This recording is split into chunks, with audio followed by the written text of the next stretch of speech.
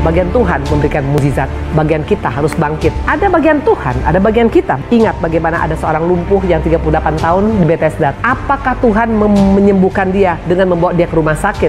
Apakah Tuhan menyembuhkan dia dengan melakukan terapi ini dan itu? No. Lihat bagaimana cara Tuhan menyembuhkan dia. Bangunlah, angkatlah tilammu dan berjalanlah. Itu yang dikatakan Tuhan kepada si lumpuh ini. Ya sering kali kadang-kadang kita pikir Tuhan yang harus melakukan mujizat pada saya. Betul, mujizat pasti terjadi bagi anak-anak Tuhan. Itu sudah Tuhan janjikan pada kita. Bilur-bilur Tuhan memberikan kesembuhan. Yes.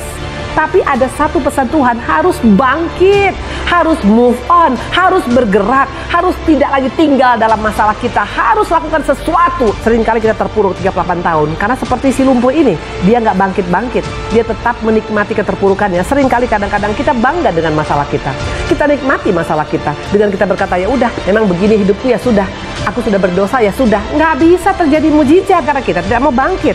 Bagi surga, tidak ada kalimat yang tidak mungkin.